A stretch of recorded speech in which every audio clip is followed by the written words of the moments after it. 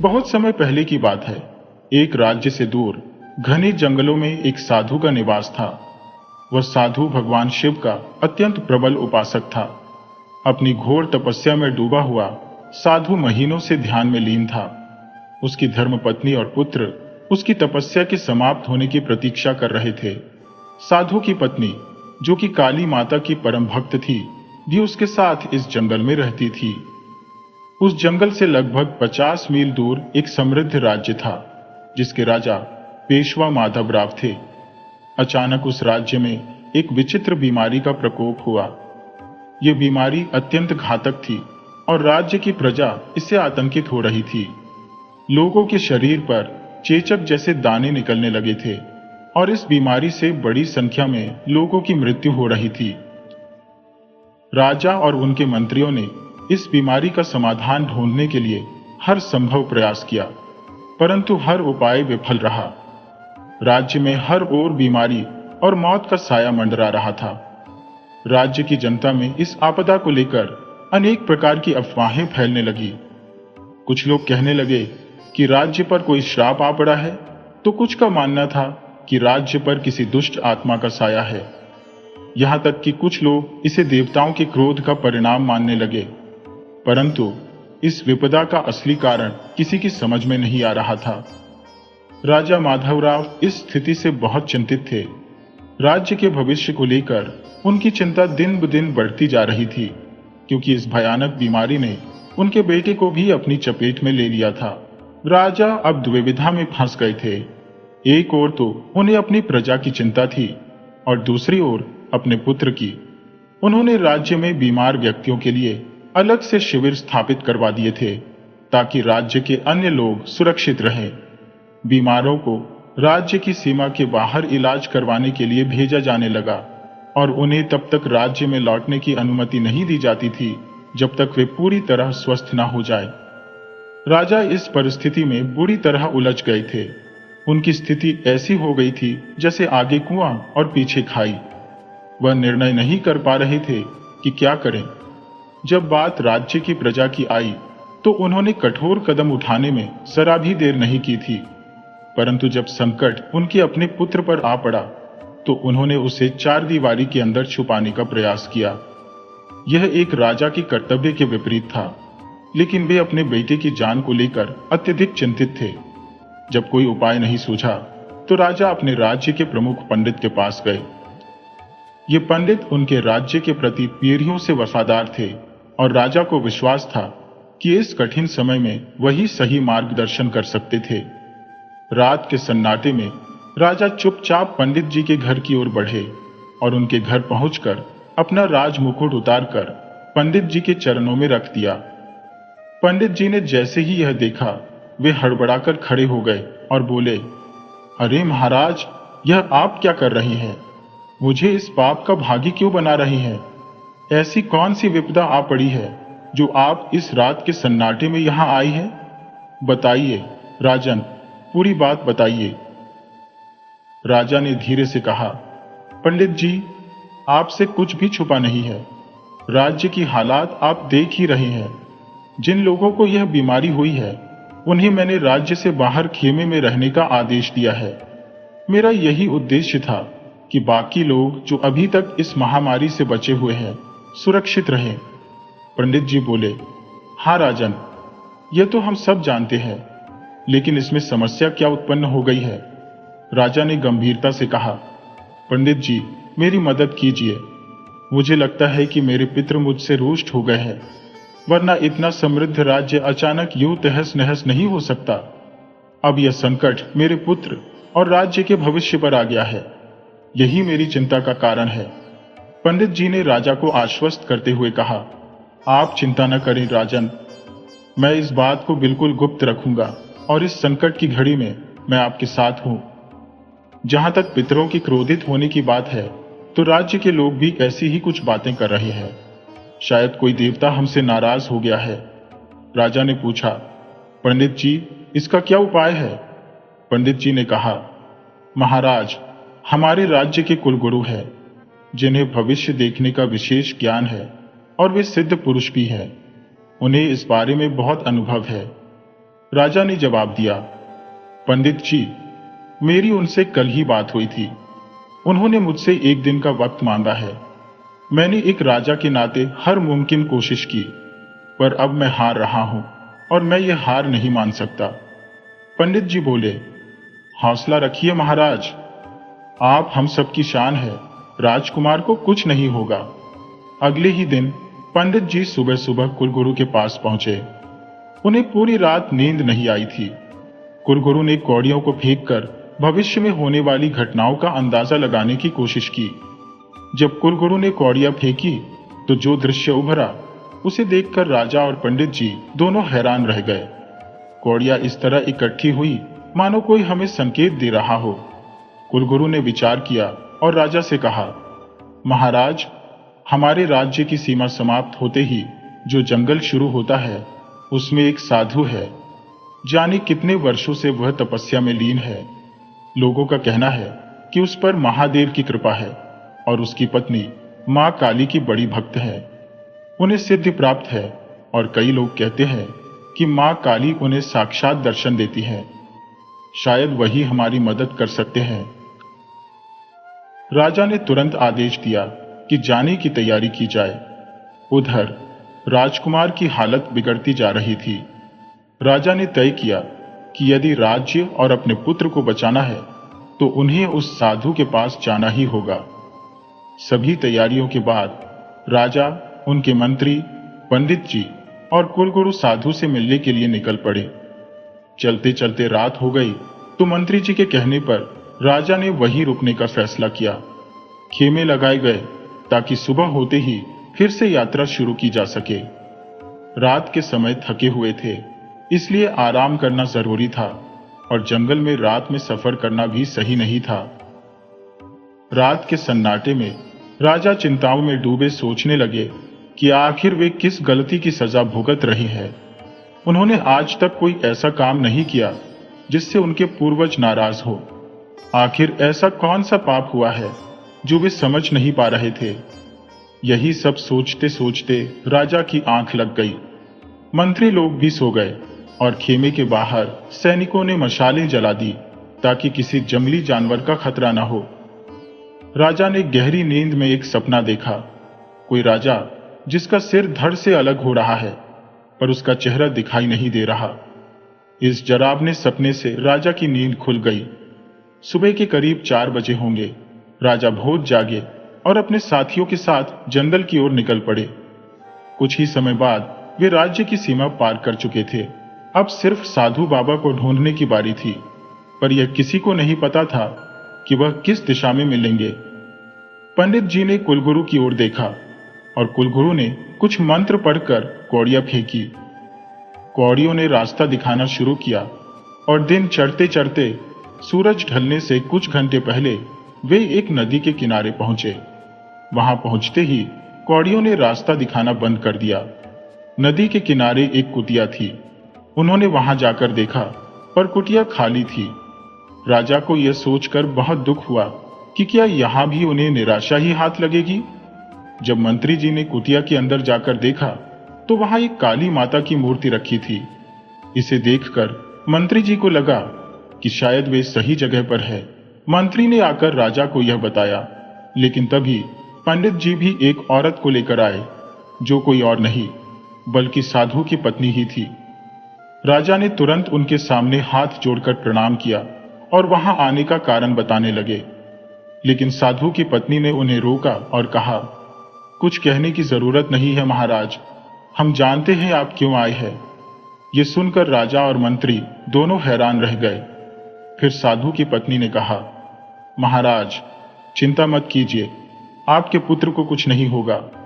इतना कहकर उन्होंने काली माता की मूर्ति के चरणों में प्रणाम किया, कुछ फूल उठाए और माता से प्रार्थना करते हुए कुछ मंत्र पढ़े। फिर उन फूलों पर फूंक मारकर राजा से कहा, इन फूलों को पीसकर दूध में मिलाकर जल्द से जल्द अपने पुत्र को पिला दीजिए। राजा ने कहा, माता मुझे क्षमा करें, मैं एक राजा हूं, मुझे सिर्फ अपने पुत्र की ही नहीं बल्कि पूरे राज्य की चिंता है। कृपया कोई ऐसा उपाय बताइए जिससे मेरे राज्य के सारे बीमार लोगों को कुछ राहत मिल सके। साधु की पत्नी राजा की बातों से बहुत प्रभावित हुई। उन्होंने कहा, महाराज, जल्दी से जल्दी नियम के पेड़ की छाल और पत्तियां मनवाइए। यह सुनकर मंत्री और कुलगुरु तुरंत नियम के पेड़ की तलाश में निकल पड़े। जंगल में होने के कारण उन्हें जल्दी ही एक नियम का पेड़ मिल गया और वे पत्तियां और छाल लेकर लौट आए। माताजी ने कुछ वक्त लेकर जड़ी बूटियां मिलाई और छोटी छोटी गोलियां बनाई, जो न तो बहुत बड़ी थी और न ही बहुत छोटी, बल्कि सही मात्रा में थी। उन्हें एक पोटली में बांधकर मंत्री को दी और कहा, इन गोलियों को राज्य में जितने लोग पीड़ित हैं उन्हें देना। मंत्री जी ने राजा की आज्ञा लेकर उन गोलियों को लेकर राज्य की ओर प्रस्थान किया। माताजी ने कहा, महाराज, अब तो आप कौड़ियों की सहायता से यहां तक पहुंच पाए हैं। उन्होंने कुलगुरु की ओर देखते हुए कहा। यह सुनते ही राजा ने बड़े गर्व से कहा, माताजी, आज अगर हमारे कुलगुरु नहीं होते तो शायद हम इस जगह के बारे में कभी नहीं जान पाते। लेकिन माताजी ने कोई प्रतिक्रिया नहीं दी। उन्होंने कहा, आप जिनसे मिलने आए हैं उनसे मिलिए। शाम का वक्त हो चुका था, सूरज ढल चुका था और जंगल में सन्नाटा छाया हुआ था। रात की कड़कती ठंड में माताजी ने आग जलाई, जिससे राजा और उनके साथियों को कुछ राहत मिली। वहीं पास में एक नीम के पेड़ के नीचे साधु अपनी तपस्या में लीन थे। तभी उन्होंने अपनी आंखें खोली। साधु ने राजा से कहा, कहिए राजन, क्या संकट है जो आपको व्याकुल कर रहा है? राजा ने आदरपूर्वक कहा, आपको कोटि कोटि प्रणाम ऋषिवर। मेरा राज्य और यहाँ के लोग विनाश के कगार पर है। राजा कुछ और कहने ही वाले थे कि साधु ने बात बीच में ही काटते हुए कहा, महाराज, आपके राज्य में एक भयंकर महामारी फैल रही है जिसका अब तक कोई उपचार नहीं मिल पाया है। आप समझदारी दिखाते हुए पीड़ित लोगों को राज्य से बाहर शिविरों में रख रहे हैं ताकि अन्य लोग सुरक्षित रहें। परंतु अब जब आपके पुत्र और राज्य के उत्तराधिकारी पर संकट आया है, लोग कहने लगे हैं कि राज्य पर किसी की बुरी नजर लग गई है। कुछ इसे पितृदोष मानते हैं और कुछ का मानना है कि भगवान नाराज हो गए हैं, जिससे राज्य पतन की ओर बढ़ रहा है। क्या मेरी बात सही है राजन? राजा ने तुरंत साधु के चरण पकड़ लिए और बोले, जी महागुरु, आपकी हर एक बात सत्य है। साधु ने राजा का हाथ पकड़ते हुए कहा, महाराज, मुझे पाप का भागीदार मत बनाइए, मेरे पैरों में मत पड़िए। मैं केवल एक माध्यम हूं, ये सब ईश्वर की मर्जी है। आपको यहां लाने वाले आपके राज्य के कुलगुरु है। राजा को यह बात अजीब लगी, क्योंकि इससे पहले माताजी ने भी यही कहा था और अब साधु भी वही बात कह रहे थे। राजा ने कहा, महाराज, इन्होंने ही हमें आपके बारे में बताया। परंतु साधु बाबा, आपको हमारे बारे में कैसे पता चला? हम तो आपकी राज्य की सीमा में भी नहीं आए थे और ना ही हम किसी से मिले थे, फिर भी आप हमारे बारे में कैसे जानते हैं? यह सुनकर कुलगुरु ने कहा, मुझे मेरी कौड़ियों ने बताया था। राजा ने विस्मयपूर्वक कहा, अच्छा। साधु ने आगे कहा, हे राजन, आपके राज्य में पहले फैली महामारी को कुछ समय के लिए रोकने के लिए मेरी धर्मपत्नी ने जो जड़ी बूटियां दी थी वह अब तक सभी को दी जा चुकी होंगी, और जहां तक मेरा अनुमान है उन जड़ी बूटियों का असर भी दिखना शुरू हो गया होगा। आप इसकी चिंता मत करें, परंतु यह उपाय केवल अस्थायी है। राजा ने निवेदन किया, ऋषिवर, कृपया ऐसा उपाय बताइए जिससे इस महामारी का स्थायी समाधान हो सके। आप तो स्वयं भोलेनाथ के सेवक हैं, जो कि अनंत काल से आप पर भगवान शिव की कृपा है। कृपया मेरे राज्य को इस संकट से उबारिए। साधु बाबा ने कहा, महाराज, आपके राज्य में आपके पितरों द्वारा की गई कुछ गलतियों के कारण आपकी कुल देवी रुष्ट हो चुकी है। आपके बुजुर्गों ने जो अनजाने में किया वह पितृदोष बन गया, और आपकी कुल देवी मां काल भैरवी, जिनकी पूजा आपके पूर्वजों द्वारा की जाती थी, अब रुष्ट हो चुकी है। ये परंपरा रुक जाने के कारण देवी मां नाराज हो गई। राजा ने चिंतित होकर पूछा, ऋषिवर, तो क्या इसी कारण से राज्य में महामारी फैल रही है? मतलब राज्य के लोगों का कहना सही था कि किसी देवी देवता के क्रोधित होने के कारण यह सब हो रहा है? साधु बाबा हंसते हुए बोले, महाराज, यह तो आपके कुलगुरु शायद अधिक अच्छे से बता पाएंगे। क्या उनकी कौड़ियों ने आपको यह नहीं बताया कि राज्य में महामारी किस वजह से फैली है? साधु के बार बार कुलगुरु पर तंज कसने से राजा को शंका होने लगी। अब रात हो चुकी थी। माताजी ने सभी के लिए खीर बनाई थी, जिसे खाकर सबने विश्राम किया। पंडित जी को भी साधु की बातें धीरे धीरे समझ आने लगी थी। सुबह होते ही राजा ने कुलगुरु से कहा, कुलगुरु जी, राज्य की हालत तो आप जानते ही हैं। ऐसे कठिन समय में आपकी उपस्थिति वहां आवश्यक है। महामंत्री को आपकी सख्त जरूरत है। कृपया राज्य के लिए प्रस्थान करें। जैसे ही ऋषिवर से इस समस्या का समाधान प्राप्त होगा, हम भी तुरंत राज्य लौट आएंगे। कुलगुरु अपनी इतनी प्रशंसा सुनकर अत्यंत प्रसन्न होकर राज्य के लिए रवाना हो गए। उनके जाते ही पंडित जी ने राजा से विनम्रता पूर्वक पूछा, राजन, क्या मैं आपसे एक सवाल कर सकता हूं? राजा ने सहर्ष कहा, बिल्कुल पंडित जी, पूछिए। पंडित जी ने गंभीरता से कहा, राजन, महामंत्री एक अत्यंत कुशल और बुद्धिमान व्यक्ति है और राज्य में सैनिकों की भी कोई कमी नहीं है। फिर आपने कुलगुरु को क्यों भेजा? क्या आपको अपने मंत्री पर विश्वास नहीं है? राजा ने उत्तर दिया, ऐसा नहीं है पंडित जी, मुझे पूरा विश्वास है कि मेरी अनुपस्थिति में महामंत्री राज्य को भली भांति संभाल लेंगे।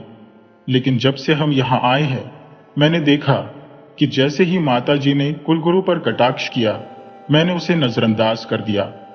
फिर साधु महाराज ने भी कुलगुरु पर कुछ तंज कसे और विचार विमर्श किया। एक राजा होने के नाते मुझे शक हुआ।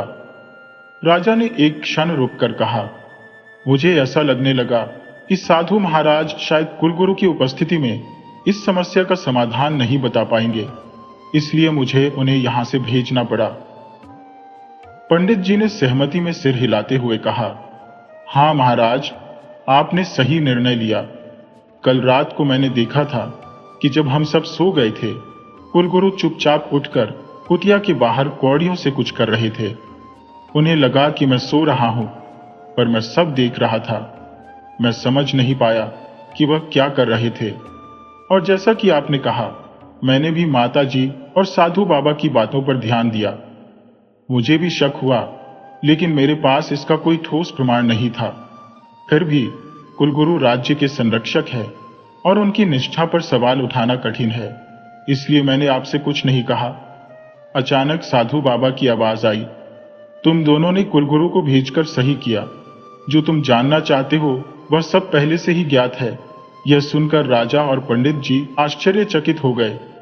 राजा के मन में सवाल उठने लगे कि आखिर कुलगुरु के साथ क्या रहस्य जुड़ा हुआ है। क्या राज्य में हो रही विपत्तियों के पीछे कुलगुरु का हाथ है? राजा ने गहरी सांस लेते हुए कहा, ये आप क्या कह रहे हैं महाराज? मैं समझा नहीं। ऋषिवर ने शांत स्वर में कहा, महाराज, ये बात आज से लगभग 40 साल पहले की है। जब आपके पूर्वज इस राज्य पर शासन करते थे, उस समय राज्य में समृद्धि और खुशहाली थी। आपके पूर्वज हर समस्या का समाधान बुद्धिमानी से करते थे। एक दिन पड़ोसी राज्य ने अचानक हमला कर दिया और युद्ध छिड़ गया, परंतु वह राज्य कुछ हासिल नहीं कर पाया और आपका राज्य युद्ध में विजय हुआ।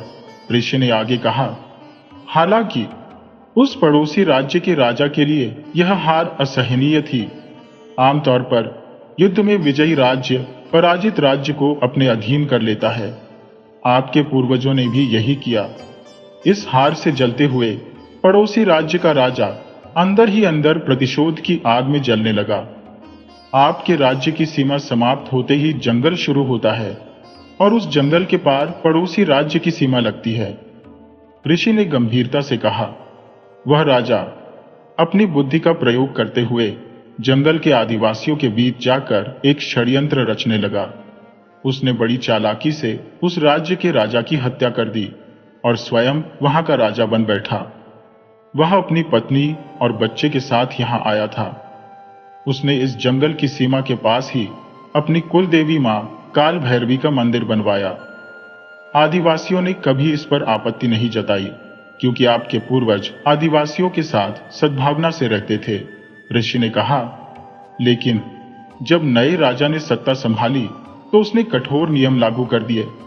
उसने आदेश दिया कि इस सीमा के भीतर किसी भी राज्य का कोई भी व्यक्ति प्रवेश नहीं कर सकता, सिवाय उस व्यक्ति के जिसे राजा ने अनुमति दी हो। नवरात्रि का पावन समय आने वाला था और आपके राज्य के लोग इस पर्व को बड़ी धूमधाम से मनाते थे।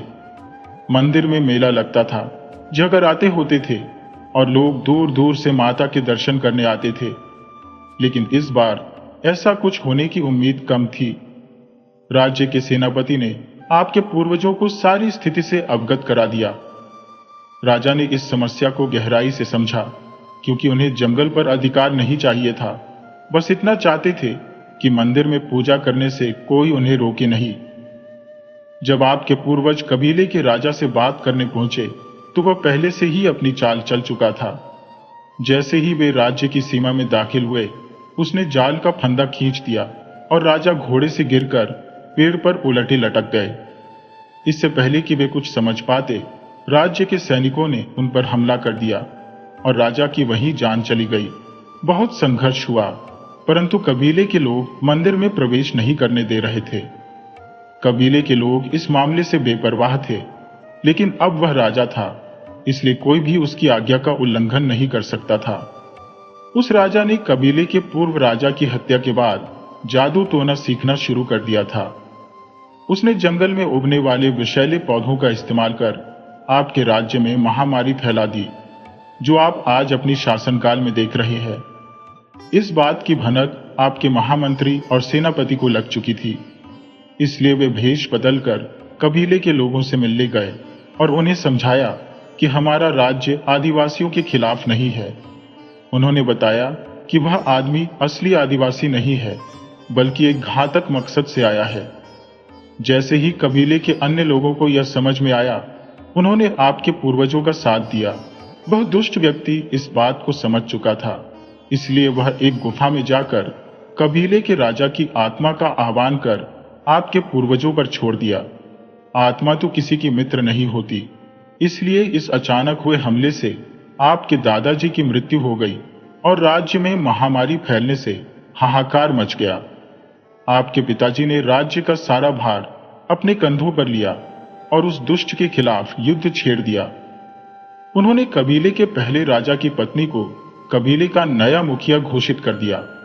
इस संकट से उबरने के लिए मुखिया ने जड़ी बूटियों से राज्य की महामारी को ठीक किया। राज्य को इस स्थिति से उबरने में 1 साल का समय लग गया।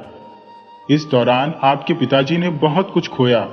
उन्होंने अपने पिता को खो दिया, राज्य ने एक महान शासक को खो दिया, आदिवासियों ने अपने मुखिया को खो दिया और आपके राज्य ने अपना पुश्तैनी मंदिर खो दिया। मंदिर के खो जाने के कारण मां काल भैरवी की पूजा बंद हो गई और वर्षों पुरानी परंपरा टूट गई। इसी कारण मां काल भैरवी आपके राज्य से नाराज है। इतना कहने के बाद साधु चुप हो गए और राजा भी मौन हो गए। पंडित जी ने कहा, तो साधु महाराज, क्या इसका मतलब है कि इतिहास खुद को दोहरा रहा है? क्या हम ऐसा माने? कोई भी कुछ नहीं बोला। राजा ने फिर साधु महाराज से कहा, महाराज, एक बात मेरी समझ में नहीं आई। आपने बताया कि मेरे पिताजी ने 50 साल पहले इस समस्या को हल कर दिया था, फिर यह संकट अब दोबारा कैसे उठ खड़ा हुआ और आपको यह सब इतनी बारीकी से कैसे पता है? साधु महाराज ने जवाब दिया, मां काल भैरवी के मंदिर के जो पंडित थे वो एक सन्यासी थे। उस दुष्ट ने उनकी हत्या कर दी थी। मैं उसी वंश का हूं, वो मेरे दादाजी थे। जब उनकी हत्या हुई तब मैं बहुत छोटा था और इस घटना के बाद मेरे पिताजी मुझे और मेरी मां को लेकर राज्य से दूर चले गए। कुछ साल बाद पिताजी को एक सपना आया जिसमें दादाजी ने अपनी मुक्ति की मांग की। इसके बाद पिताजी ने मुझे सारी बातें बताई। मैंने बचपन से साधु सन्यासियों के मठ में जीवन बिताया है, इसलिए मुझे दिव्य दृष्टि भी प्राप्त हुई। मेरी पत्नी मां काली की बड़ी भक्त है, इसलिए मुझे यह सब ज्ञात है। राजा ने साधु महाराज से कहा, तो फिर महाराज, हमें अब क्या करना चाहिए? साधु महाराज ने समझाया, राजन, सबसे पहले आपको उन आत्माओं की मुक्ति के लिए हवन करवाना होगा जिनकी मुक्ति नहीं हुई है। फिर उस स्थान पर खुदाई करानी होगी जहां आपके दादाजी ने उस दुष्ट को दबाया था, और उसका अंतिम संस्कार करना होगा। उसके बाद मां काल भैरवी की विधि पूर्वक पूजा करनी होगी। राजा ने फिर पूछा, महाराज, एक बात और मेरी समझ में नहीं आ रही। अगर हमारे कुलगुरु को यह सब पता था तो आपने उनकी ओर तंज क्यों कसा? वो मेरे शक के घेरे में थे। आखिर उनका क्या रहस्य है? साधु महाराज ने स्पष्ट किया, कुलगुरु का इसमें कोई दोष नहीं है। वे भी सच्चाई से अवगत है। वे अपनी योग्यता के अनुसार सत्य का पता लगाना चाहते थे, लेकिन यहां पर मेरी पत्नी मां काली की बड़ी भक्त है और मैं एक तपस्वी हूं, इसलिए उनकी कौड़ियां यहां प्रभावी नहीं हो रही थी। तुम्हारे कुलगुरु केवल श्रेय लेना चाहते थे कि उन्होंने राज्य को इस विपत्ति से बचाया। वे सच्चाई जानते थे, लेकिन उन्होंने कभी तुम्हें सच्चाई बताने की कोशिश नहीं की। इस पर राजा मुस्कुराए और कहा, चाहे जो भी हो, मेरे मंत्री, कुलगुरु और पंडित सभी ईमानदार हैं। राजा ने सैनिकों को बुलाया और साधु महाराज के निर्देशानुसार मंदिर की खुदाई करवाई। वहां से मां काल भैरवी की मूर्ति को निकाला गया और उसकी प्राण प्रतिष्ठा की गई। विधि पूर्वक पूजा संपन्न हुई और वहां से जो शव मिले, जो अब कंकाल बन चुके थे, उनका अंतिम संस्कार किया गया। इस प्रकार उस दुष्ट राजा की आत्मा को मुक्ति मिली। मां काल भैरवी की पूजा हुई और राज्य में शांति फैल गई। लोग धीरे धीरे बीमारी से उबरने लगे और राजकुमार भी स्वस्थ हो गए। राजा ने अपने पुत्र को सबसे पहले यह सिखाया कि चाहे जो भी हो, कुलगुरु और कुलदेवी की पूजा हमेशा सबसे पहले करनी है। राजकुमार ने अपने पिता की आज्ञा मानी। अब हर वर्ष मां काल भैरवी के मंदिर में पूजा होती और मेला लगता। राज्य में शांति स्थापित हो गई और राजा की प्रसिद्धि दूर दूर तक फैलने लगी। राजा ने अपने पुत्र का विवाह एक सुंदर राजकुमारी से कर दिया और राज्य को उसे सौंपकर खुद वनवास में तपस्या के लिए चले गए। उन्होंने साधु महाराज को अपना गुरु मान लिया और उनके साथ रहकर तपस्या में लीन हो गए, परमात्मा को पाने की कोशिश करते हुए।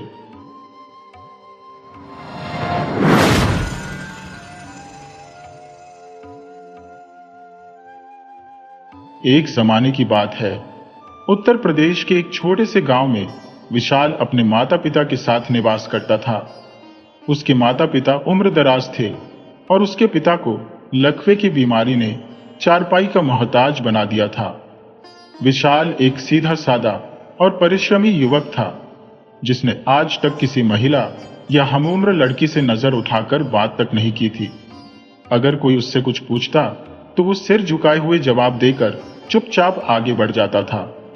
गांव के लोग उसे बहुत ही भोला और मासूम समझते थे, लेकिन उसके हमउम्र लड़के अक्सर उससे मजाक करते और उसे पागल कहकर चिढ़ाते रहते थे। विशाल को इन बातों का कोई बुरा नहीं लगता था। वो बस अपने काम से काम रखने वाला इंसान था। उसकी मां अब बूढ़ी हो चली थी और पिता भी लकवे की वजह से असहाय हो गए थे। विशाल के पास केवल 3 बीघा जमीन थी और उसी से पिता पुत्र का गुजारा चलता था। उसी फसल से उनका पेट पलता था। आज विशाल बहुत निराश था, क्योंकि उसने अपने चाचा से ट्रैक्टर उधार मांगने की कोशिश की ताकि वो अपने खेत को जोत सके और उसमें कुछ फसल बो सके, लेकिन उसके चाचा ने ट्रैक्टर देने से मना कर दिया।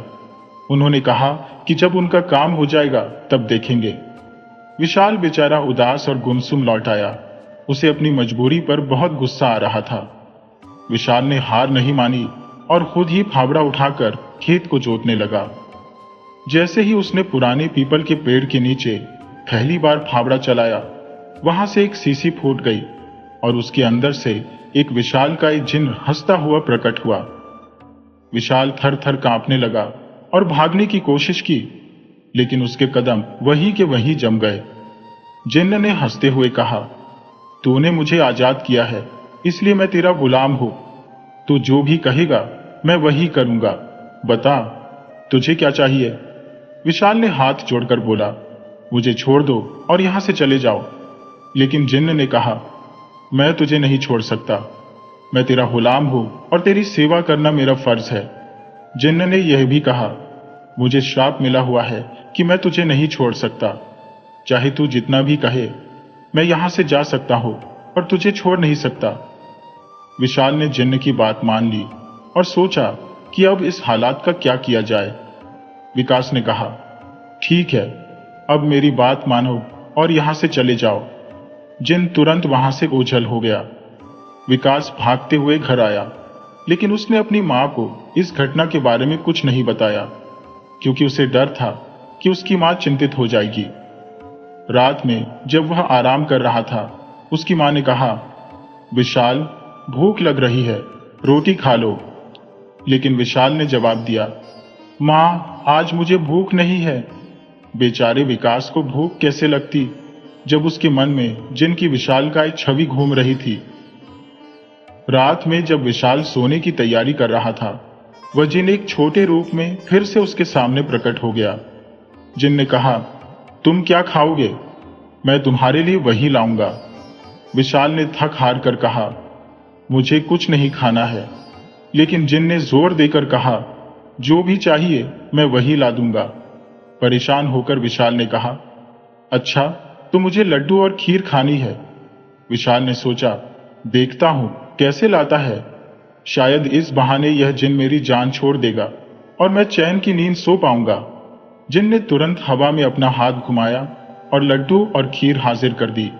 शुद्ध घी के लड्डू और खीर। विशाल यह देखकर आश्चर्यचकित रह गया। उसने खीर खाई और लड्डुओं का भी स्वाद लिया। धीरे धीरे उसे जिन्न से बातें करने की इच्छा होने लगी। उसने पूछा, तुम मुझे ही क्यों मिले? जिन्न ने उत्तर दिया, जिसने मुझे कैद किया था, उसने यह कहा था कि मैं तभी आजाद हो सकता हूं जब मुझे ऐसा इंसान मिलेगा जिसने कभी किसी औरत को बुरी नजर से नहीं देखा हो, जिसने कभी शराब को हाथ नहीं लगाया हो, जो शुद्ध शाकाहारी हो और जो अपने पिता का इकलौता बेटा हो। तुम में ये सारी खूबियां हैं, इसलिए जब तुमने वहां फावड़ा चलाया, सीसी टूट गई और मैं आजाद हो गया। विशाल ने पूछा, तुम्हें किसने कैद किया था?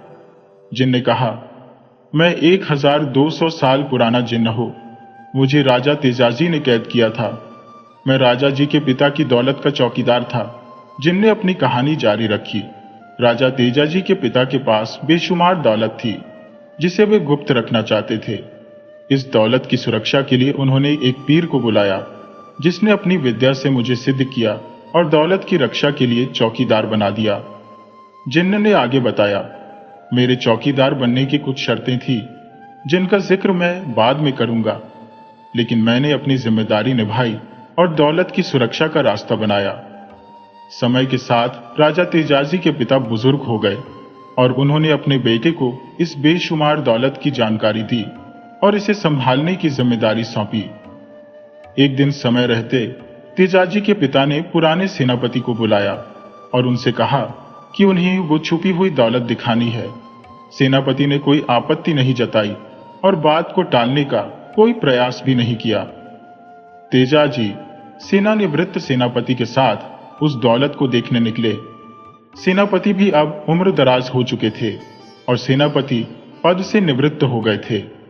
उनके बेटे को नया सेनापति बना दिया गया था और तेजाजी को राजा की उपाधि दे दी गई थी, क्योंकि वे राजा जी के पुत्र थे। दौलत तक पहुंचने का रास्ता बहुत कठिन था।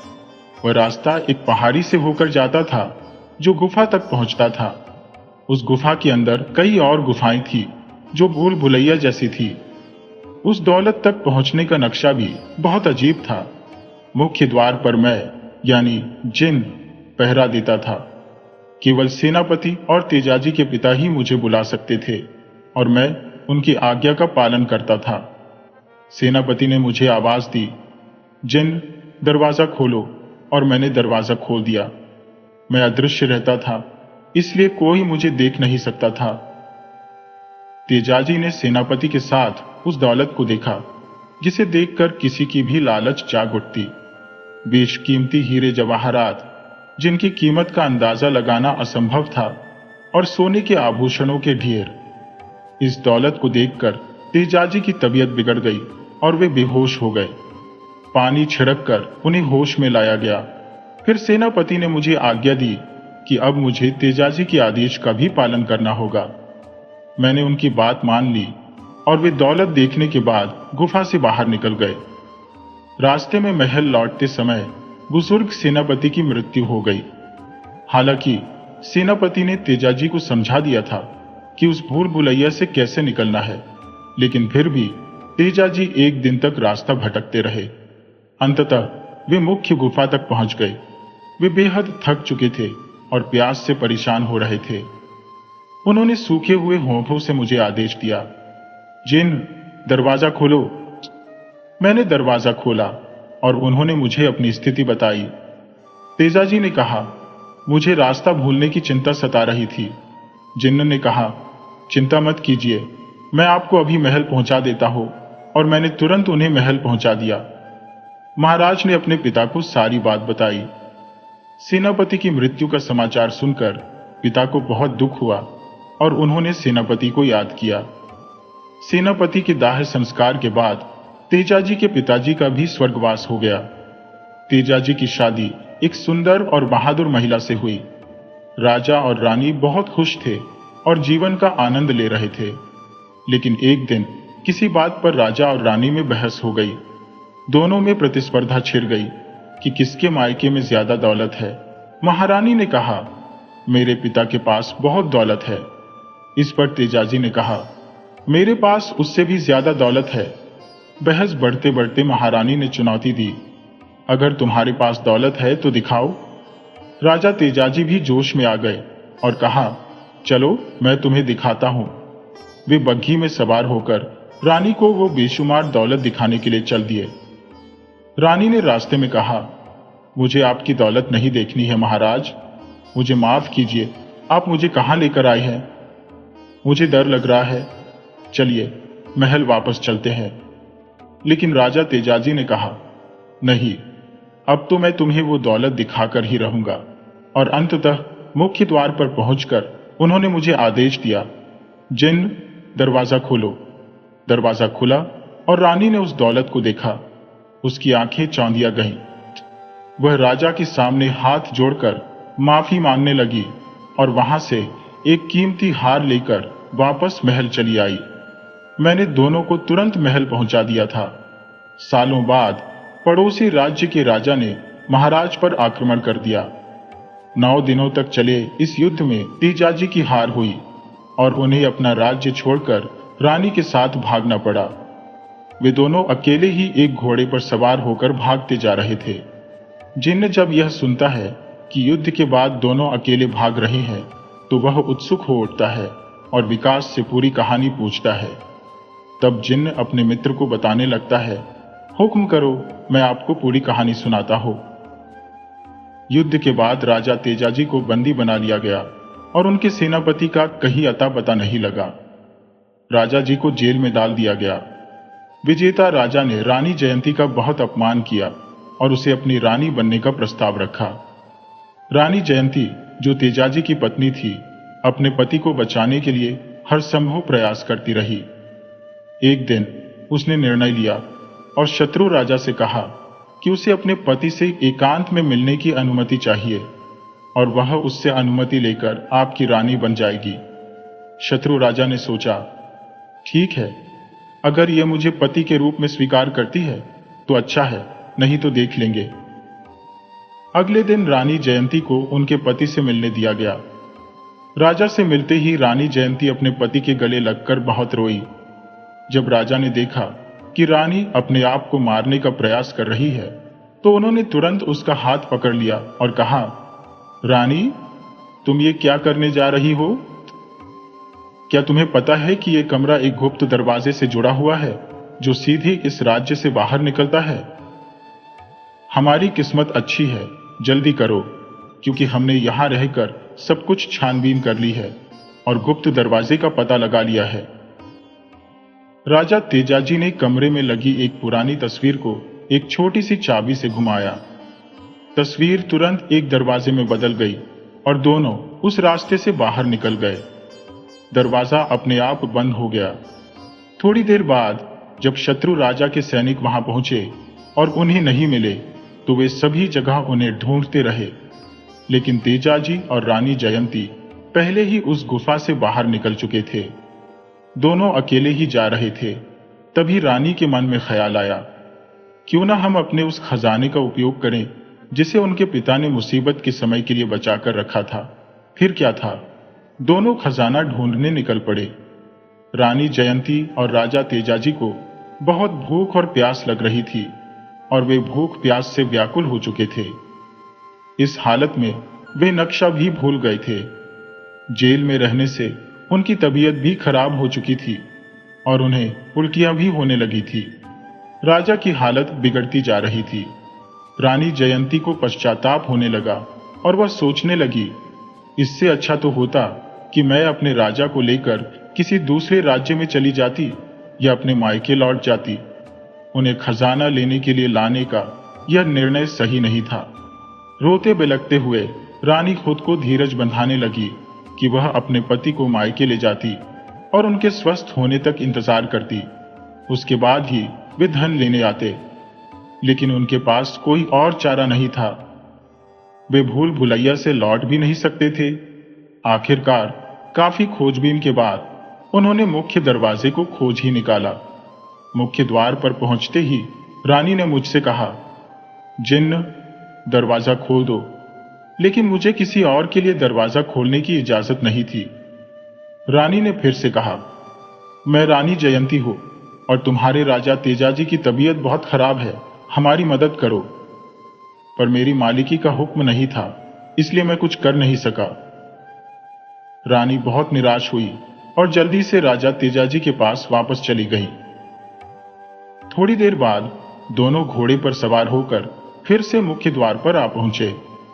इस बार तेजाजी ने कांपती आवाज में मुझसे कहा, जिन्न, दरवाजा खोल दो और मेरी सेहत ठीक करो। उनकी आवाज में ऐसा हुक्म था जिसे मैं नजरअंदाज नहीं कर सकता था। मैंने तुरंत दरवाजा खोल दिया। जैसे ही दरवाजा खुला, राजा की तबीयत में तुरंत सुधार हो गया और दोनों अंदर आ गए। पर जब उन्होंने अंदर जाकर देखा तो वह चौंक गए। वहां पर कोई खजाना नहीं था, बस कुछ तांबे की पुरानी वस्तुएं बची थी, बाकी सब गायब था। राजा तेजाजी के दिमाग में हलचल मच गई। उन्होंने अपने दिमाग पर जोर डालकर सब कुछ याद करने की कोशिश की।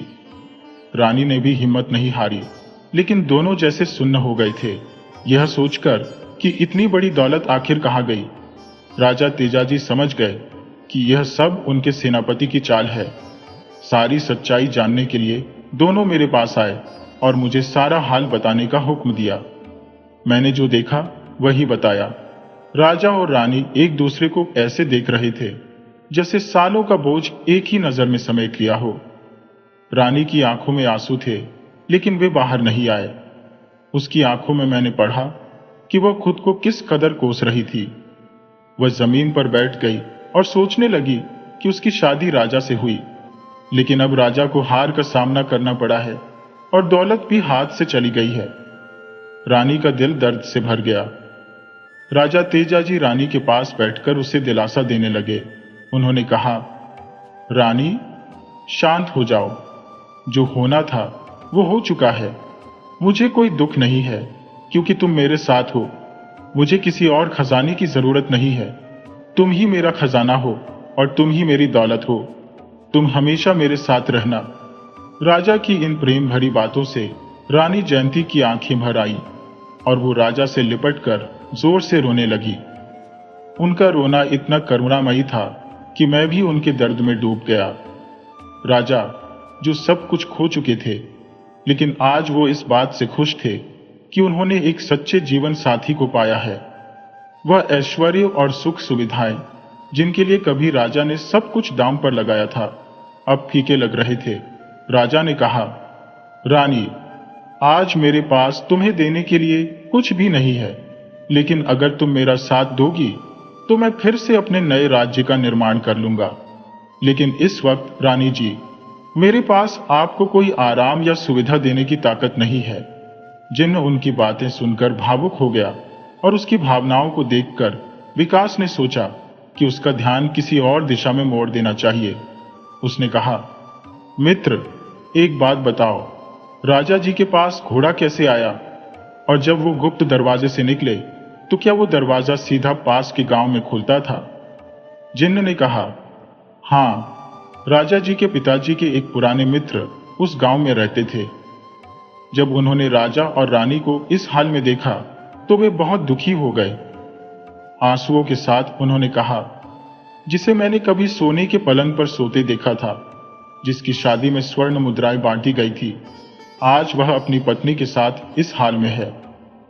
उन्होंने राजा जी को दिलासा दिया और कहा, तुम्हारे लिए सबसे सही यह होगा कि तुम जल्द से जल्द यहां से निकल जाओ, क्योंकि शत्रु के सैनिक कभी भी तुम्हें ढूंढते हुए यहां आ सकते हैं।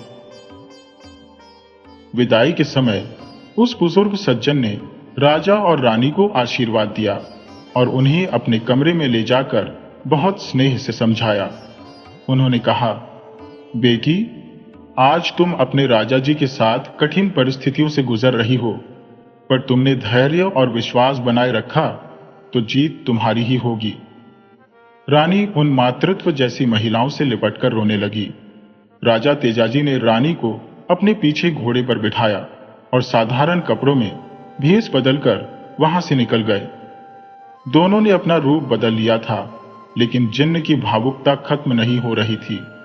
विशाल भी जिन्न की कहानी सुनकर भावुक हो गया। वह खुद को रोक नहीं पाया। दोनों शांत हो गए, एक दूसरे को देखकर सोच में डूब गए। अचानक जिन्न ने कहा, अरे ये क्या, सुबह का पहला पहर हो गया है, मुझे अब जाना होगा, लेकिन आज रात मैं फिर आऊंगा और तुम्हें बताऊंगा कि वह दौलत कहां गई और राजा तेजाजी का आगे क्या हुआ। विशाल जिन्न से बिछड़ने पर उदास हो गया। उसका मन राजा जी की कहानी में उलझ गया था। सुबह हुई तो विशाल अपने खेतों में गया। उसने देखा कि उसके सारे खेत खुद ही झुक गए हैं। ये कैसे हुआ? सब लोग हैरान थे कि विशाल का खेत अपने आप कैसे जुट गया। जब वह घर पहुंचा तो देखा कि घर की रसोई में तरह तरह के व्यंजन रखे हुए थे। मां ने पूछा, बेटा, ये खाना कहां से आया? विशाल कुछ जवाब नहीं दे सका और सिर्फ इतना कहा, मां, कोई यह खाना दे गया है, आप इसे खा लीजिए। सबने खाना खाया और इस तरह दिन गुजर गया। रात हुई तो जिन्न वापस आया। कुछ बातचीत के बाद उसने तेजाजी की कहानी फिर से शुरू की और बताया कि कैसे उनके सेनापति, जो बुजुर्ग हो चुके थे और खजाने का राज जानते थे, उनके साथ क्या हुआ। एक दिन राजा जी सोच रहे थे कि अगर युद्ध हुआ और दुर्भाग्यवश वे शहीद हो गए तो यह खजाना किसी भी हालत में दुश्मनों के हाथ नहीं लगना चाहिए। उन्होंने सोचा कि इस खजाने का पता किसी भरोसेमंद व्यक्ति को बता देना चाहिए और यह जिम्मेदारी उन्होंने अपने बेटे को सौंप दी। राजा ने कभी नहीं सोचा था कि जिसे वह खजाने का नक्शा बता रही है, वही एक दिन उसे लूट लेगा, और वह भी उनका अपना बेटा। जब आप खजाना देखने आए थे, तब सेनापति का बेटा भी आपके पीछे पीछे आया था, जिसे आपने नहीं देखा। जिन्न ने कहा, सेनापति के आदेश पर मुझे आपका भी आदेश मानना पड़ा, लेकिन सेनापति खुद महल के बाहर ही रुक गए थे। युद्ध के बाद जब सेनापति का अंत हो चुका था तो आपका या किसी का आदेश मानने का कोई कारण नहीं था। जब युद्ध समाप्त हो गया तो वह सेनापति का बेटा यहां आया और सारा धन लूटकर चला गया। राजा तेजाजी ने जिन्न से पूछा, अब वह कहां है? जिन्न ने कहा, आपका सेनापति आपके दुश्मन से मिल चुका है और उसने सारा धन उसे सौंप दिया है। वह लालच में आकर अब खुद उस धन को लेकर वापस जाना चाहता है। आखिर इतनी बेशुमार दौलत कौन छोड़ना चाहेगा? राजा बहुत दुखी हुए।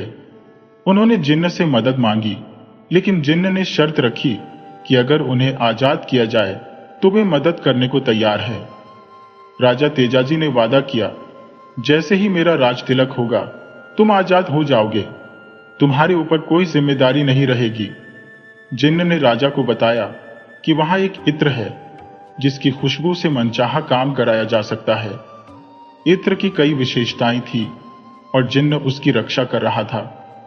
राजा तेजाजी और रानी को ससुराल पहुंचाने के बाद राजा ने एक बड़ी सेना इकट्ठी की और उस गद्दार सेनापति और दुश्मनों पर आक्रमण कर दिया।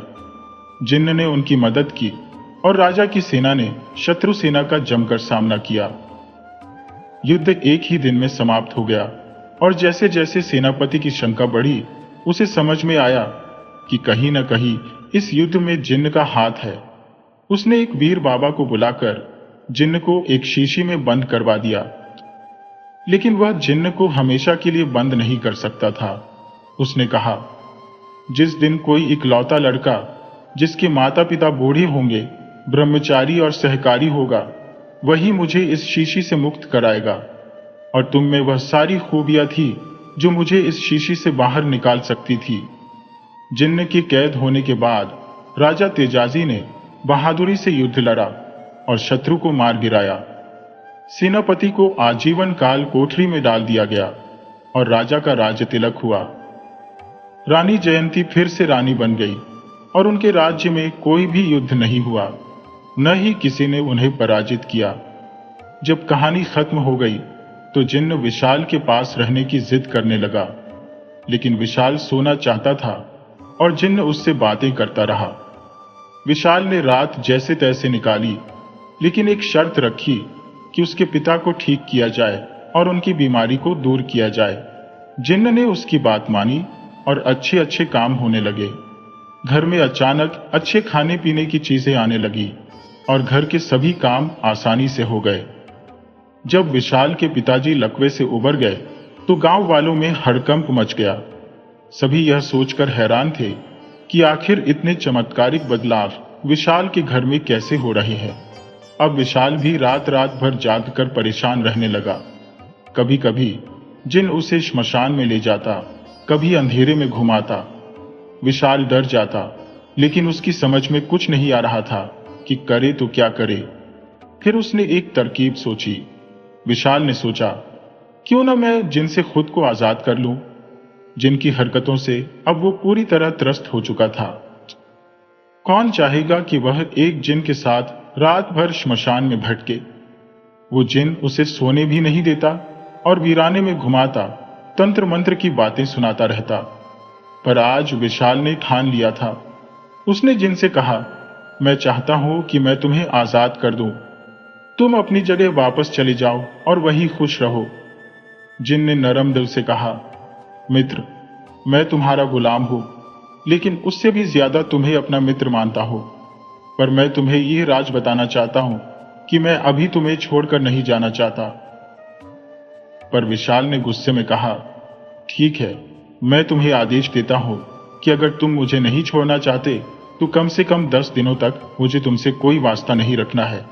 जाओ, 10 दिन अपने लोक में घूम कर आओ। जिन्न ने आदेश का पालन किया और वहां से चला गया।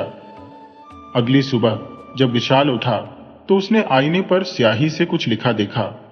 उसमें लिखा था, मित्र, मुझे माफ कर देना। तुम नहीं जानना चाहोगे कि तुम्हारे भविष्य में क्या होने वाला है, पर मैं तुम्हें लिखकर बता रहा हूं, मानसिक रूप से तैयार हो जाओ। मैं उस वक्त तुम्हारे पास नहीं रहूंगा जब तुम्हें मेरी सबसे ज्यादा जरूरत होगी। विशाल यह पढ़कर आश्चर्यचकित रह गया और सोचने लगा कि उसने यह कभी सोचा ही नहीं था। जिन्न ने लिखा था, मैं वर्तमान और भविष्य दोनों देख सकता हूं। कुछ दिनों बाद गांव वाले तुम्हें किसी बुरी आत्मा के साए में समझकर तुम्हारी बलि देने का फैसला करेंगे। तुम्हारी मां यह बर्दाश्त नहीं कर पाएगी और पागल हो जाएगी। तुम्हारे पिताजी गांव वालों के सामने तुम्हें बचाने के लिए अपनी पगड़ी रख देंगे, लेकिन उनका भी बुरा हाल हो जाएगा। फिर एक पंडित के कहने पर तुम्हारी शादी एक भैंस से करा दी जाएगी। गांव वाले तुम्हारा मजाक उड़ाएंगे और अंत में तुम्हारा परिवार गांव छोड़कर चला जाएगा। जब विशाल ने जिन्न के लिखे शब्द पढ़े तो उसकी हिम्मत टूट गई। उसका चेहरा सफेद पड़ गया और वह सोचने लगा, हे भगवान, मैंने ये क्या कर डाला। मैंने अपने मित्र को जाने के लिए कह दिया, उससे तंग आकर मैंने ऐसा क्यों किया। अब विशाल खुद को धिक्कारने लगा कि उसकी मदद अब कौन करेगा। तीसरे ही दिन गांव के लोग विशाल से जलने लगे। उन्होंने उसके खेतों और घर की अच्छी हालत देखकर उस पर तंत्र मंत्र का आरोप लगाया और उसे बलि देने का फैसला किया। गांव में पंचायत बुलाई गई और विशाल को एक पेड़ से बांध दिया गया। विशाल की मां यह देखकर बेहोश हो गई और जब होश में आई तो वह हंसने लगी और पागल हो गई। जिन्न ने जो लिखा था वह सब सच हो रहा था। विशाल के पिता ने अपने बेटे को बचाने के लिए सरपंच के सामने अपनी पगड़ी रख दी, लेकिन कोई असर नहीं हुआ। अंत में पंडित के कहने पर यह निर्णय लिया गया कि विशाल की शादी एक भैंस से करा दी जाए ताकि गांव का दोष दूर हो सके। गांव के बच्चे बूढ़े सभी यह तमाशा देखने आए और विशाल की शादी एक भैंस के साथ करा दी गई। सभी ने हंस हंस कर विशाल का खूब मजाक उड़ाया और विशाल के पास कुछ भी करने की ताकत नहीं बची थी। विशाल की बेबसी सबके सामने थी और गांव वाले उसकी खिल्ली उड़ा रहे थे। विशाल न विरोध कर रहा था, न ही उसके मुंह से कोई शब्द निकल रहे थे। वह बस खामोश था, देखते हुए कि गांव वाले उसके साथ क्या क्या कर रहे हैं। वह बिना किसी विरोध के वही करता जा रहा था जैसा उसे कहा जा रहा था। आखिरकार उसे तो पूरी कहानी पहले से ही पता थी और वह क्या कर सकता था। जो होना था वो तो हो ही रहा था। जैसे हर इंसान के साथ वही होता है जो भगवान ने उसके भाग्य में लिख दिया होता है। हम तो बस देख रहे होते हैं, जैसे दर्शक किसी नाटक को देखता है। इसी तरह जब हम अपने आत्मविश्वास और हिम्मत रूपी जिन को खुद से दूर कर देते हैं तो हमारे साथ भी वही होता है जो विशाल के साथ हो रहा था। गांव वाले उसे नीचा दिखा रहे थे और वह बस देखता रहा। इसलिए हमें कभी भी अपनी हिम्मत और आत्मविश्वास को खुद से दूर नहीं करना चाहिए। ये दोनों चले गए तो हमारे पास कुछ नहीं बचता और मुसीबतें आ जाती है। विशाल के पिताजी दुख के सागर में डूब गए थे। आखिर क्यों न डूबते? उनके इकलौते बेटे की शादी एक भैंस से करा दी गई थी। उनका क्या हाल होगा? जब बात सहन करने की सीमा से बाहर हो गई तो माँ बाप और विशाल ने उस भैंस को लेकर गांव छोड़ने का फैसला कर लिया। 2 दिन की लंबी यात्रा के बाद वे एक दूरस्थ जगह पहुंचे जहां उन्हें कोई पहचानने वाला नहीं था। विशाल को जो भी काम मिलता उसी से उनका गुजारा होता। एक पहाड़ी पर उन्होंने अपनी झोपड़ी बना ली थी और वहीं रहने लगे। अब लगभग 10 दिन बीत चुके थे। एक दिन सुबह विशाल उठा तो उसने देखा कि एक अत्यंत सुंदर औरत, जिसके लंबे बाल कमर तक पहुंच रहे थे, लाल साड़ी और लाल चूड़ियां पहने सामने खड़ी थी। उसकी खूबसूरती देखते ही बनती थी। वह औरत अत्यंत सहज भाव से बोली, मैं आपकी पत्नी हूं। विशाल हैरान रह गया और पूछा, पर मेरी शादी तो एक भैंस से हुई है। वह मुस्कुराते हुए बोली, मैं वही हूं, वही भैंस जो अब स्त्री के रूप में बदल गई हो। तभी जिन वहां प्रकट हुआ और विशाल उसके पैरों में गिर पड़ा। जिन ने उसे उठाते हुए कहा, मित्र, मैं तुम्हारे साथ तब तक रहूंगा जब तक तुम चाहोगे। अब विशाल का जीवन बदल चुका था। उसकी झोपड़ी एक सुंदर बंगले में तब्दील हो गई थी। उसकी मां ठीक हो चुकी थी और पिताजी भी अब खुश थे। विशाल ने अपने माता पिता को जिनसे मिलवाया और चारों ने रात भर जिनकी कहानियां सुनी। जिस तरह से माँ बाप अपने बच्चे को जन्म देते हैं और उसका पालन पोषण करते हैं, उसी तरह एक समय आता है जब वह बच्चा स्वतंत्र होने की कोशिश करता है। ठीक इसी तरह मोहिनी, जो विशाल की पत्नी बन गई थी, अब जिन से तंग आ चुकी थी। वह चाहती थी कि जिन विशाल से दूर चला जाए ताकि वे दोनों पति पत्नी शांति से रह सके। जिन विशाल को रात भर सोने नहीं देता था और मोहिनी ने विशाल से बात की। विशाल भी उसके प्रेम में फंसकर जिनसे बोला, अब तुम मुझे छोड़ने का उपाय बताओ ताकि मैं तुम्हें आजाद कर सकूं। जिन ने विशाल के मन की बात समझ ली और बोला, मुझे वह इत्र चाहिए जो राजा तेजाजी के खजाने में दफन है। विशाल ने हैरानी से पूछा, क्या कह रहे हो तुम? वो इत्र अब मैं कहां से लाकर दूंगा? इतने साल बीत गए हैं, वो अब कहां मिलेगा? जिन मुस्कुराते हुए बोला, तुम्हें वो इत्र लाना ही होगा और सिर्फ तुम ही ला सकते हो। विशाल ने कहा, अरे भाई, तुम खुद जाकर ले आओ, तुम तो आजाद हो। जिन ने हंसते हुए कहा, अब तुम्हारे आदेश नहीं चलेंगे।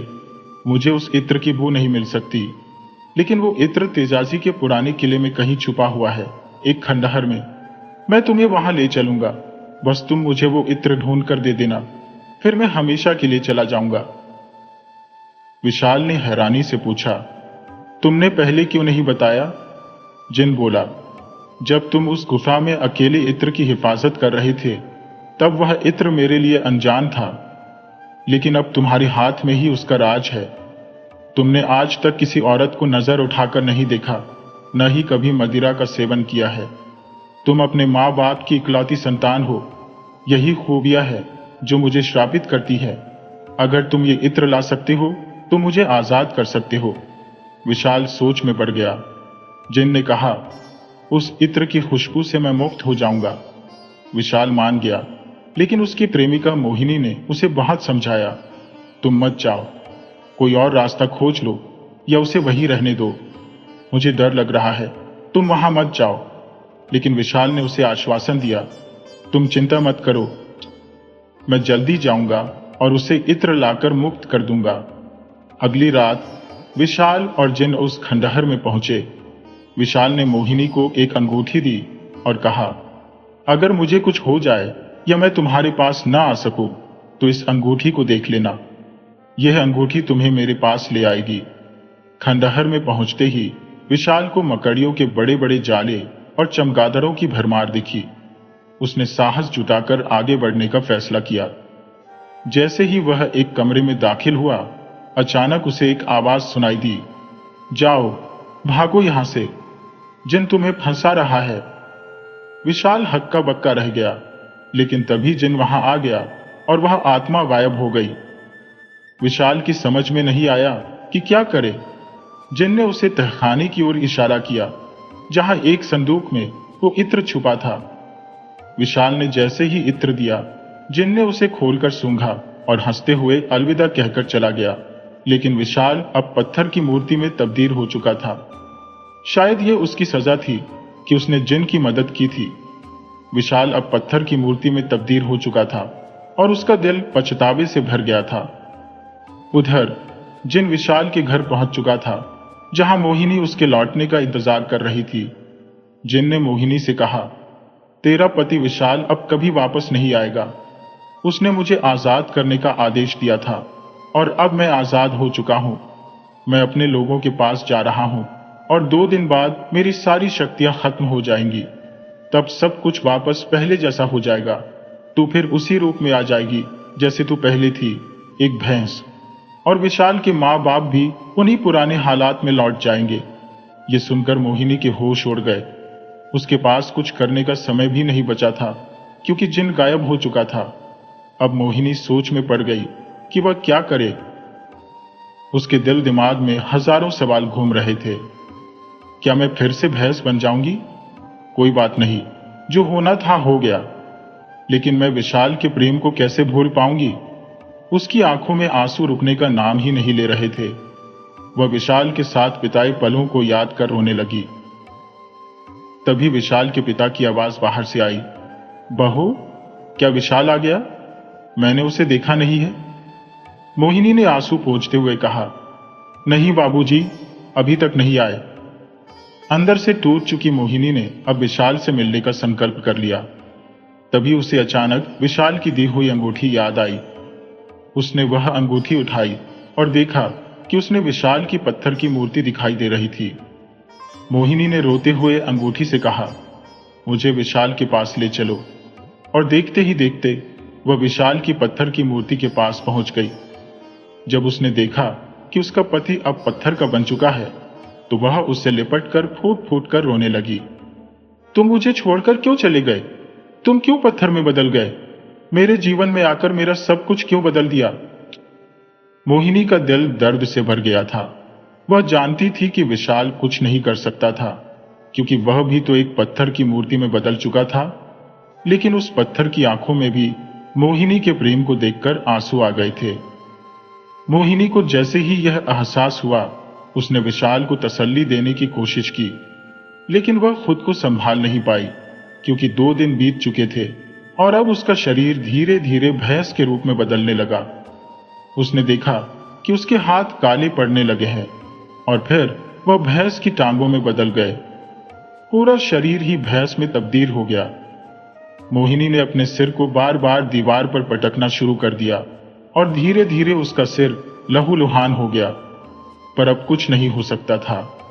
हमारे सुखी जीवन में अचानक ऐसा मोड़ आ गया जो न सोचा था न चाहा था। थोड़े से सुख के बाद जब दुख मिलता है तो वह दुख और भी गहरा लगता है। यही अनुभव मोहिनी को हो रहा था। वह बेचैन और लाचार थी। ऐसा लग रहा था मानो यह आखिरी चोट हो। उसी वक्त इत्र की शीशी खुल गई और विशाल ने अपनी इच्छा जाहिर की कि उसे पत्थर की मूर्ति से आजाद किया जाए और उसकी पत्नी को उसकी पुरानी सुंदरता लौटाई जाए। अचानक एक हवा का तेज झोंका आया। चारों ओर अंधेरा छा गया। जब सब शांत हुआ और दोनों ने आंखें खोली तो पाया कि उनकी इच्छाएं पूरी हो चुकी थी। विशाल को उसका असली रूप मिल गया था और मोहिनी भी फिर से अपनी सुंदरता में लौट आई थी। उनके चेहरे पर खुशी की चमक थी और वे एक दूसरे से लिपट गए। घर लौटने से पहले विशाल ने वह इत्र की शीशी अपने साथ रखी। जब वे घर पहुंचे तो देखा कि पिताजी लकवे से ग्रस्त थे और मां लगातार रो रही थी। उनकी एक छोटी सी झोपड़ी ही बाकी रह गई थी। मां विशाल को गले लगाकर जोर जोर से रोने लगी और बोली, ये शक्तियां चली गई तो पहले ही हम खुश थे। मैंने तुमसे पहले ही कहा था कि इसे मत छेड़ो। अब देखो सुख के बाद दुख कैसे सहन होता है। विशाल ने मां को समझाया, आपकी बहू आपके पास है, सब ठीक हो जाएगा। उसने इत्र की खुशबू से अपने पिता को ठीक किया। इत्र खत्म होने ही वाला था, लेकिन विशाल जानता था कि इसका उपयोग बचाकर रखना जरूरी है। कभी इसकी फिर से जरूरत पड़ सकती है। रात को सबने जो भी भोजन था मिलकर खाया और पुराने दिनों की यादें ताजा की। विशाल और मोहिनी ने भी खूब बातें की। रात के करीब 1 बजे रोने की आवाज से उनकी नींद खुली। विशाल उठकर आवाज की दिशा में गया, पर समझ नहीं आ रहा था कि ये आवाज कहां से आ रही है। आवाज जानी पहचानी सी लग रही थी, लेकिन वह पूरी तरह समझ नहीं पाया। उसने मोहिनी को नहीं जगाया। बाहर निकलकर उसने उस दिशा का पता लगाने की कोशिश की, पर कुछ समझ नहीं आया। आखिर थककर वह सो गया। सुबह जब उसने मोहिनी से पूछा कि क्या उसने रात में रोने की आवाज सुनी, तो मोहिनी ने कहा, नहीं, मुझे तो कुछ सुनाई नहीं दिया। विशाल ने बात को टाल दिया ताकि मोहिनी परेशान न हो। फिर वह पास के गांव में काम की तलाश में निकल गया। उसे मजदूरी का एक छोटा सा काम मिल गया। थोड़ा सा पैसा कमाया और रास्ते में कुछ सूखी लकड़ियां भी ले आया। रात का सन्नाटा और मोहिनी का दिन भर के काम में गुजर जाना, अब तीनों ही बातें कर रहे थे। शाम होते ही विशाल घर लौटा। मोहिनी ने खाना बनाया, लेकिन विशाल के कानों में वह रहस्यमयी रोने की आवाज अब भी गूंज रही थी। जैसे ही रात गहरी हुई और दोनों सोने चले, एक बार फिर रात के करीब 1 बजे विशाल की नींद उस आवाज से टूट गई। इस बार वह ऐसे उठा जैसे किसी ने उसके कानों में जोर से कुछ कहा हो। वह हैरान था कि यह आवाज कहां से आ रही है और क्यों उसे परेशान कर रही है। विशाल ने सोचा कि इत्र का इस्तेमाल करूं, पर इतनी मामूली बात के लिए यह सही नहीं होगा। उसने अपनी अंगूठी को आदेश दिया कि उसे आवाज की असली जगह दिखाए। अंगूठी ने उसे एक अजीबोगरीब जगह दिखाई, जहां कुछ सूखे पेड़ थे और उन पर सूखी बेलें लटक रही थी। चारों ओर बस खामोशी फैली थी। विशाल ने अंगूठी को मोहिनी का चेहरा दिखाने का भी आदेश दिया, लेकिन